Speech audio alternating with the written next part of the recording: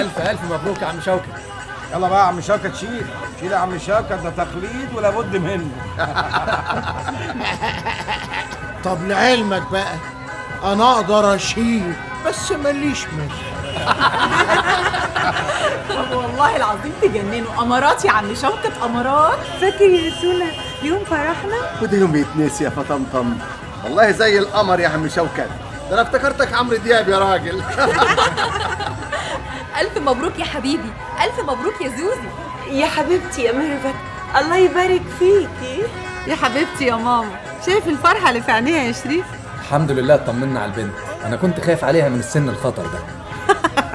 خص عليك يا شريف. واد يا شريف، انا بقيت جوز مراتك.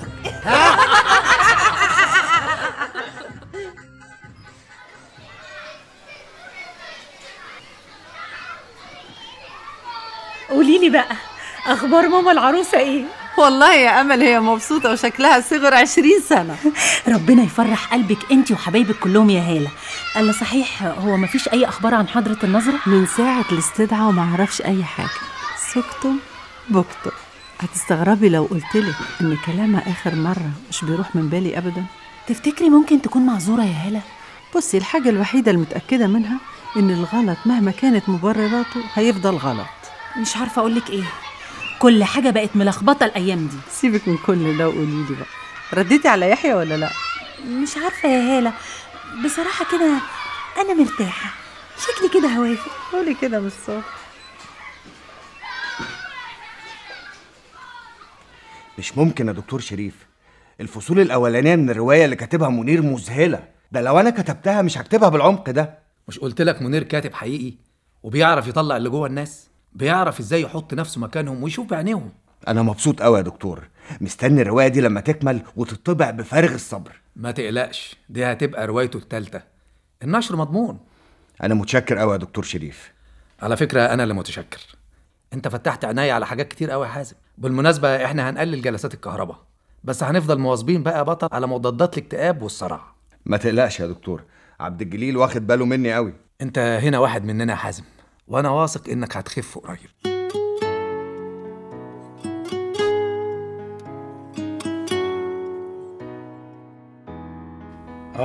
تعبت جدا النهارده يا رشا. يا حبيبي ما انت بترهق نفسك قوي، كل يوم سفر وبالليل حتى ما بتريحش نفسك وتسهر تكتب.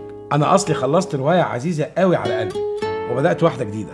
كنت عايز اقول لك حاجه. خير يا حبيبي، او ما احضر لك الغدا؟ استني بس، المهندس الزراعي بيقول ان الارض ان شاء الله هتبقى احسن من اي وقت قبل كده. سمير كان مكبر دماغه وسايبها للناس هلكتها، بس ان شاء الله الارض هتجيب خير كتير قوي، وساعتها بقى هسدد لك القرض يا ستي. انا كفايه يا حبيبي عليا انك جنبي، وانا اكتر راجل محظوظ في الدنيا دي.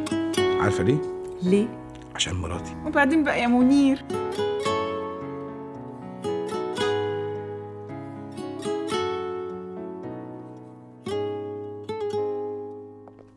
فطمطم جاهزه يا حبيبتي؟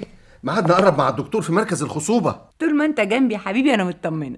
تعرفي اني اكتشفت حاجه مهمه جدا؟ ايه هي بقى؟ اني ببقى اقوى كل ما ببقى جنبك واطمنك. الامان هو ان اخدك في حضني يا فاطمه. وهو انا ليه غير حضنك يا حسين؟ مبروك يا حبيبتي نجاحك في شغلك، انا بجد فخور انك مراتي. انت احن زوج في الدنيا دي كلها يا سحس، واحن اب واحلى اب كمان. فطمتي الحلوه بقت طعمه ولها سحس جديد.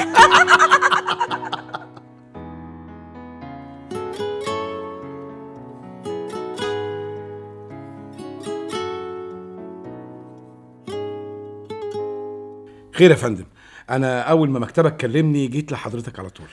منير، انا وصلني منك روايه على الايميل بتاعي. انا اسف جدا يا فندم، انا كنت باعتها لدار نشر واكيد ميل حضرتك اتضاف غلط، يعني من كتر ما بعت لك ورق بقى. بس انت لازم تشكر الغلطه دي يا منير. مش فاهم حاجه يا فندم. انت عارف انا كنت سهران بعمل ايه امبارح؟ انا قريت روايتك وعجبني قوي جو الجيران والدكتور النفساني اللي انت عامله ده. بجد يا فندم؟ انا عايز الروايه دي يا منير تكتبها لي مسلسل. حضرتك بتتكلم بجد؟ يعني انا جايبك عشان اهزر معاك؟ لا اكيد لا طبعا يعني. بس الغريب يا اخي انك مش حاطط لها اسم. هتسمي المسلسل ايه يا منير؟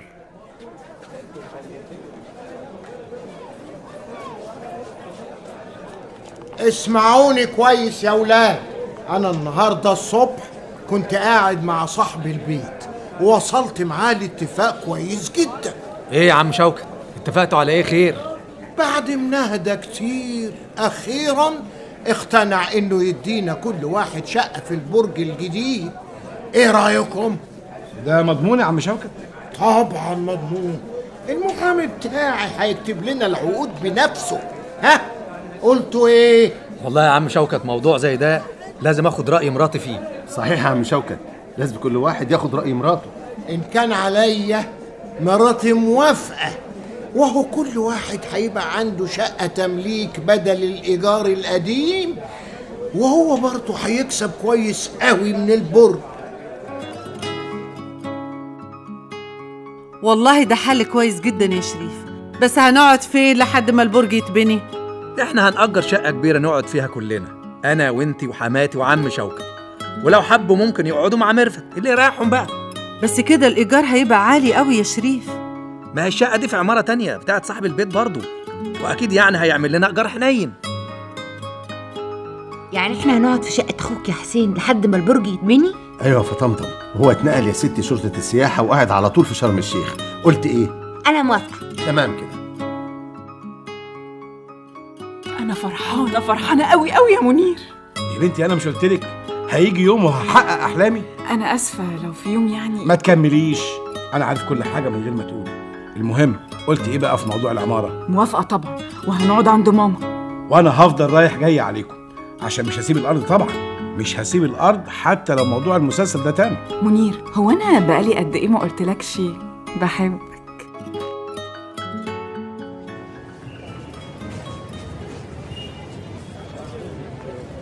يلا يا جماعة، يلا كله جاهز، كله تمم على عربيات العفش. تمام يا شريف. أنا عمري ما كنت أتصور يا زوزو إني هسيب البيت ده، بس أنا مش زعلان. يعني مش متضايق إن البيت هيتهد؟ أتضايق إزاي وأنت معايا يا زوزو؟ ده أنت بيتي وحياتي وكل حاجة. على فكرة أنا حاسس إن اللي جاي كله خير، وربنا يكرمنا بطفل إن شاء الله. بس أنت بقى تفضي نفسك شوية من شغلك لما ولي العهد يجي. طبعا يا حسين. بس مش غريبة شوية موضوع غلطة الإيميل دي يا منير؟ غلطة إيه يا بنتي؟ ده كله متخطط، وهو المنتج وافق ومضى العقد. يا رب يوفقك وتبقى أكبر كاتب في مصر كلها. والله أنا صعبان عليا إننا مش هنبقى معاهم في بيت واحد الفترة دي يا شريف. هنرجع تاني يا هالة، كلنا هنرجع مع بعض، والمرة الجاية هيبقى برج كبير قوي، في ناس كتير قوي أكتر من كده، وهيبقوا برضو مننا. تفتكر إمتى يا شريف؟ يمكن السنة الجاية، محدش عارف، أول ما البرج يتبني.